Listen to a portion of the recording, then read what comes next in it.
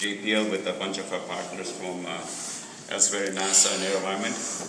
And so here is a short clip of the sound.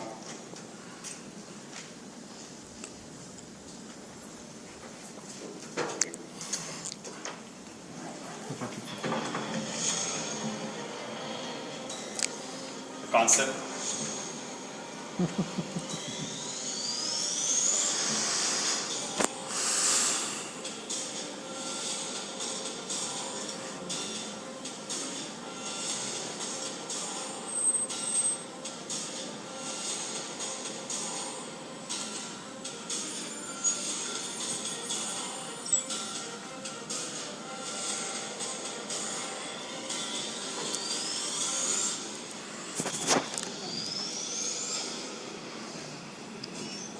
So that's the concept in a nutshell. So let's dive into it.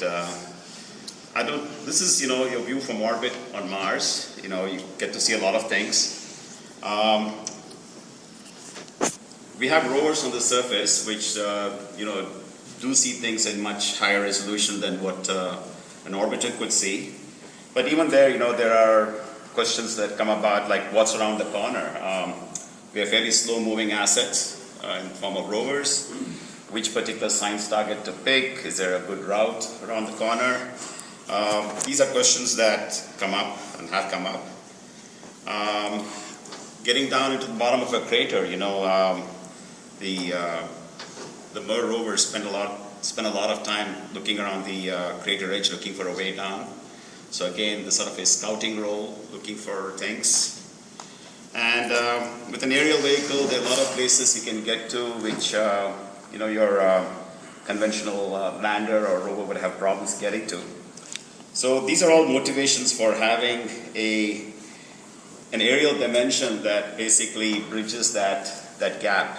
You have orbital stuff where you can see the entire planet. You have very high resolution stuff on the ground from rovers, something intermediate both in terms of scale and also just in terms of access. So that's what the Mars helicopter is all about. And so scouting, going where we can't go with anything. And so the question naturally comes about, if you wanted to build a helicopter on Mars, what does it take? I don't need to tell people here that Mars is a long distance away from Earth, even though in the evening sky it looks awfully close. I mean, I'm sure everybody's seen it, right? This is all the Mars crowd. There's not a single person here who doesn't go out and look. It's near the moon right now. I think it's a beautiful view. So still, it's quite a few light minutes. So it's we do need to be autonomous. Just because the light times. The bigger challenge is that the atmosphere is only 1% of Earth. It's roughly the equivalent of flying at 100,000 feet here on Earth. And so obviously the solution is, when you have thin atmosphere, you compensate by having large, lightweight blades that spin very fast. That's fairly well understood. It's a low Reynolds number regime, but nevertheless, it's a fairly straightforward approach. It also gets very cold. We are a tech demonstrator, so size works against us. The volume to area ratios are such that staying warm at night is actually our main energy challenge, more than flying. And there's a combination of, thermal control where it's needed, and other parts that can survive in the breeze overnight. And we need to have a power system, and it's a solar power system with lithium-ion battery technology to give us the power when we actually do fly. So it's basically a harvesting vehicle. If this had been a green vehicle, Earth vehicle, I would have said it's a very green vehicle, but on Mars it's a very red vehicle, if you will, fully solar powered. So that's, conceptually the way to go, and there's a lot of engineering that's gone into trying to understand how to make such a vehicle happen. We are a tech demo as a very small payload with a certain limited extent of real estate on the 2020 rover. And so that constrains like a blade diameter to be a maximum of 1.2 meters in diameter. And so everything that we build, if you work out the numbers, has to be less than 2 kilograms. God. We also have to spin the blades pretty fast, so the range is a density dependent number, but it's anywhere from up to 2,800 RPM. And one of the things we deliberately wanted to do was not get into any high Mach number regimes at the tips of the blades. We didn't want to have the uncertainty of various transonic flows and issues that coming into play. So basically, we're keeping the tip Mach number below about 0.7 to achieve that. So one fundamental question that always keeps coming up despite all this analysis is that, can we fly on Mars? Can we lift anything on Mars? It's sort of the number of skeptics there. So one of the things we did early in the program was to build a 1/3 scale model and put it in our 25-foot chamber and have somebody try to joystick it, just demonstrate the flight and be done with it. And you can see from this effort, and there's a crash at the other point, that we found out that flying a vehicle like a helicopter in the thin air is a fundamentally different problem than what you have here on Earth. It turns out that on Earth, the thicker atmosphere provides aerodynamic damping, and there are all these flap frequency effects that get into the control bandwidth, and so we basically had to learn how to fly. Lift was pretty standard, but getting control flight, if you will, what we call a Wright brothers moment, where you have a cheap control flight, and that's really what made air travel possible here. So a lot of breakthrough work had to get done to say, can we fly, but in a controlled way? And so 2 years ago, we actually built a full-scale model where the blades are the correct diameter and they're the flight blades. This one is only 850 grams because it leaves the battery and the computer on the floor. But in our 25-foot chamber, evacuated to Mars conditions at Mars densities, spinning up the blades, and you have the control flight. All right.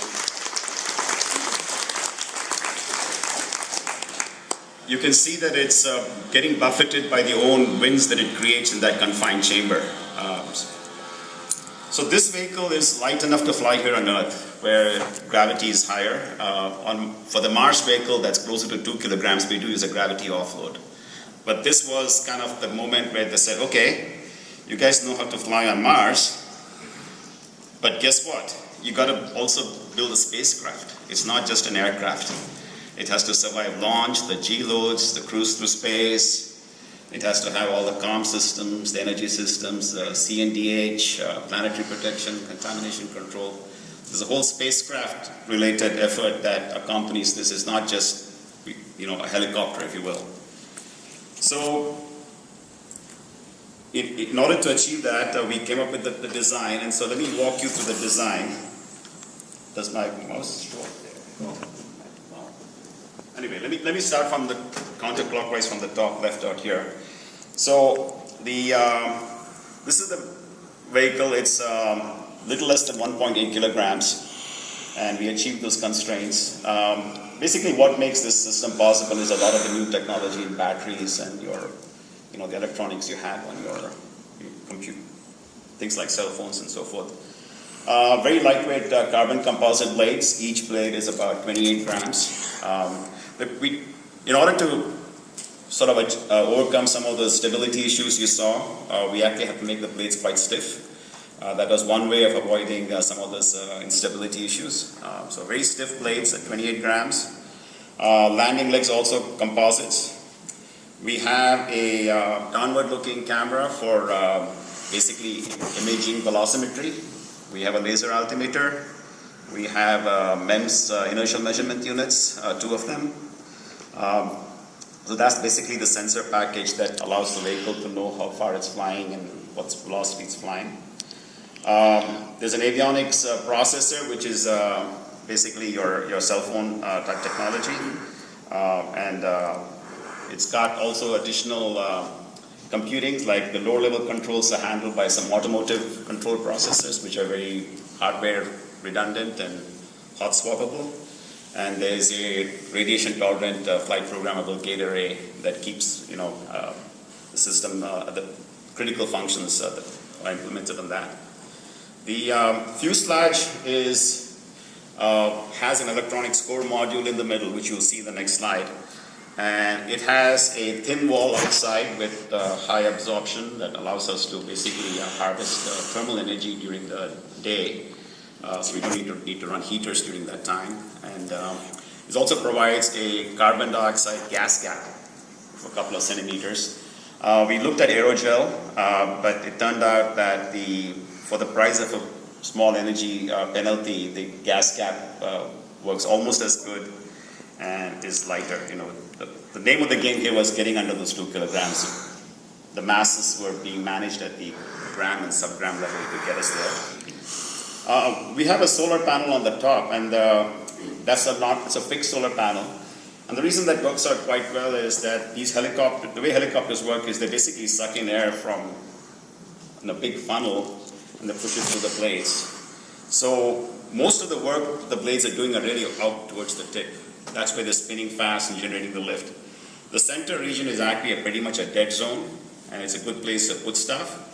So one of the other things that's out there is also a telecom antenna, so we can talk back to a relay box that's there on the rover.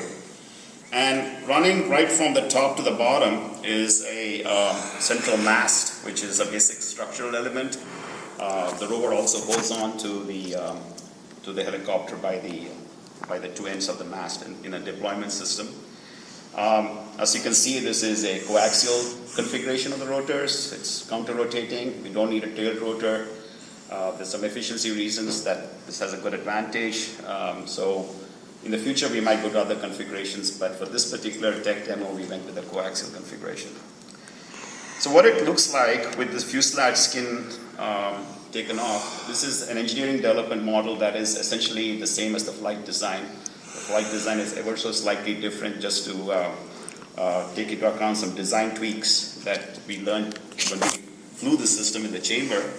We also took a second version of this and put it through a vibration and thermal and pyroshock campaigns. And so you can see here in the center that the electronics core module, which has the batteries all the way at the center, lithium-ion batteries, the warmest spot with heaters, and the boards basically wrap themselves around. That's about a 6 centimeter cube. And you can see the rest of the system. You can see the swash plates, the servos that control the swash plate. Identical upper and lower rotors. We have some tracking Vicon balls on the top that we use in the chamber. So this is the system that got built. A big long test program, almost as difficult as inventing the helicopter, if you will. And the spacecraft was to invent a test program so we knew it would actually work. I've got a few clips from that, just showing you some examples. This is a poor man's wind tunnel, where we have it on a swing arm to see what the effects of low-speed lateral flow are. We have since then installed an open section wind tunnel generating 11 meters per second wind in our 25-foot chamber, working with some of our colleagues at Caltech. So we actually have essentially built our first low-speed, low-pressure wind tunnel that we can test the system on. This is one of the engineering models. Now this is the full 2 kilogram system. We don't have the thermal insulation on here because we're testing at ambient. We would overheat. And there is a gravity offload tether on top, and which it wants to fight the vehicle and restore it, so the vehicle actually responds to the disturbance, but it can do things like climb, translate, slew maneuvers.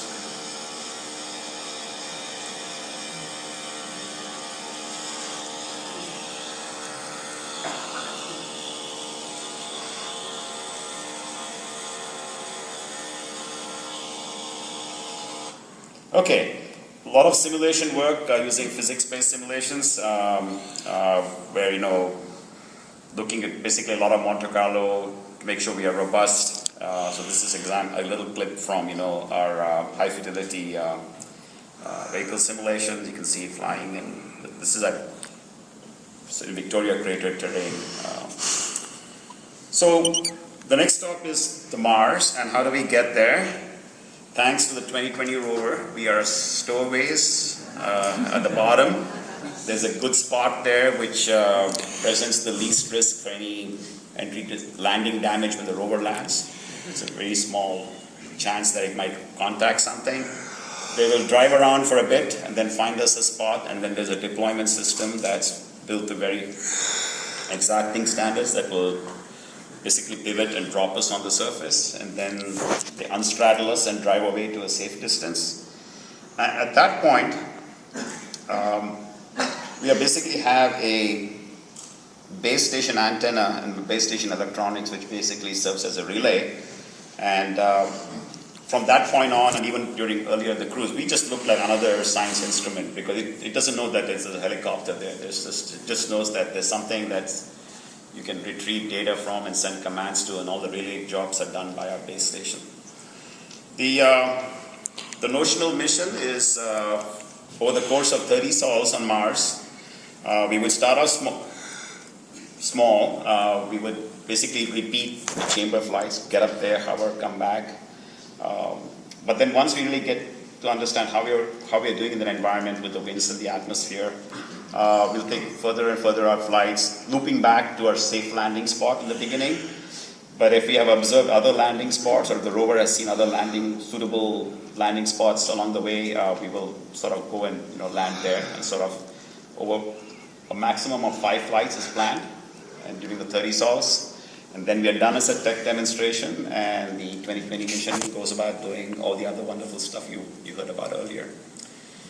So, we have had landers. You can imagine landers with more complicated instruments. We are currently studying how the system scales up to the 5, 10, and even the 15 kilogram class helicopter, carrying half kilogram to 1 kilogram of science. So you could have landers which work with those kinds of helicopters. You could have a scouting role with a smaller helicopter just looking ahead for a rover. You could have fully independent science helicopters with direct comm to orbit. That's in the 5, 10, 15 kilogram class vehicles. And there are obviously lots of interesting missions you can think of. Here are a couple of examples. They're small enough that you could have a number of them. They're small enough that you can get them nice and sterilized if need be, and send them off to places where you normally wouldn't be able to access things. We recently had a big working group of scientists getting together at JPL, and what we call as an A-team study that identified a whole bunch of interesting missions and payloads that would be carried by larger helicopters in the future, once this tech demo sort of paves the way. It's a fairly large team of people, both at JPL and AeroVironment in Simi Valley. They're the guys who build small drones and lightweight things. Ames folks, Rotorcraft Center there, and folks at Langley with some of the CFD work. With that, I'll take questions.